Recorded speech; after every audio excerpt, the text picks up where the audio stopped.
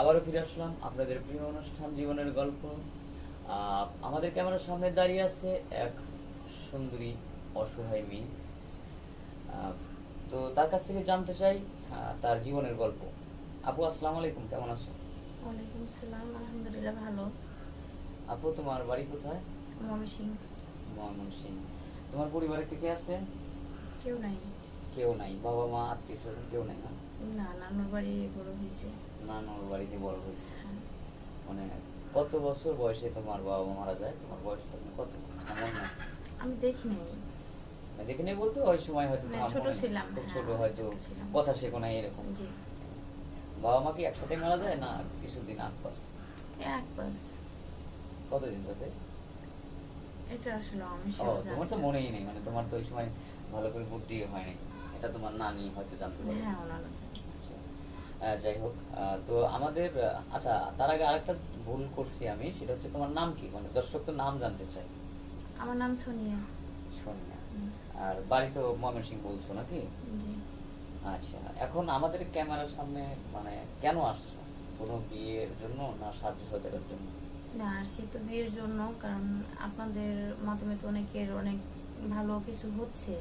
হুম। অনেকে আসতেছে, কেউ তো আর খালি হাতে ফেরত যাচ্ছে না। হ্যাঁ। তো ভাবলাম যেহেতু আমার কেউ নাই, আচ্ছা। তো যদি আমার জন্য আপনারা কিছু করেন। যাক, আমরা আসলে কিছু করতে পারবো না, করবে হচ্ছে সৃষ্টিকর্তা, যিনি আমাদের সৃষ্টি করছে, আমরাও ছিলাম মাত্র। তবে আমাদের এখানে এসে কেউ মানে ফিরে যায় নাই, নিরাশও হয় নাই। কোনো না কোনো উপায় আমরা বের করে দিয়েছি।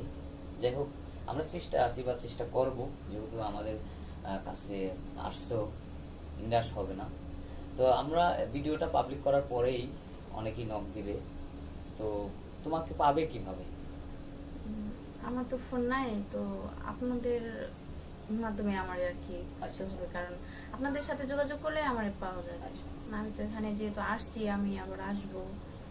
এখন তো এই যুগে আসলে ফোন নাই, কেউ বিশ্বাস করবে না, কারণ এটা সবাই। অবশ্যই সত্য কথা যে যখন ফোন নাই এটা কেউ বিশ্বাস করবে না, কারণ আমি তো দেখা যায় যদি কাজ কাম করতাম তাহলে আমার একটা ফোন থাকতো। এটা আমি তো কোনো কাজ করি বাবা মা না। বেঁচে থাকলে হয়তো ফোন হ্যাঁ। কিনে দিত, যেভাবেই হোক একটা ব্যবস্থা দেবে। নানির কাছে তো আর চাওয়া সবকিছু সম্ভব তো না। আর চাওয়া যায় না। নানা তো আর বেশি নাই যে না। নানার কাছে একটু খিজি করলে হয়তো একটা ফোনের ব্যবস্থা করবে।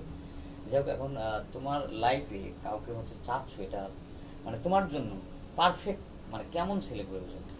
আহ, একটু প্রবাসী হলে সমস্যা নাই, বাট বয়স একটু বেশি হলেও সমস্যা নাই, কারণ যেহেতু আমার কিছু নাই, তো এরকম দায়িত্বশীল মানুষই তো লাগবে। যে দায়িত্বশীল আমার, মানুষ। হ্যাঁ, যে আমার দায়িত্বটা নিতে পারবো, বা দেখা যায় যে আজকে নিল কালকে ছেড়ে দিল, এটা তো সমস্যা। না, যে অবশ্যই না সমস্যা। ছাড়বে, যে না, যে আমার দায়িত্বটা নিবে, যাই না শুনেই সবকিছু মাইনেই নিবে, এরকম মানুষের। বয়স যদি তার 40-45 হয়? হ্যাঁ, বয়স বেশি হলে সমস্যা নেই, সেটা তো বললাম। ছেলেটা যদি কালো হয়, সমস্যা নাই, হ্যাঁ। ছেলে কালো হলে সমস্যা কি?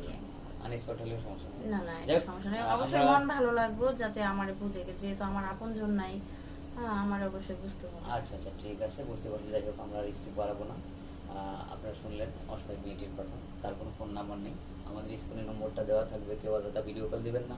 আর সবারই শুভ কামনা করে বিদায় নিচ্ছি। আল্লাহ হাফিজ।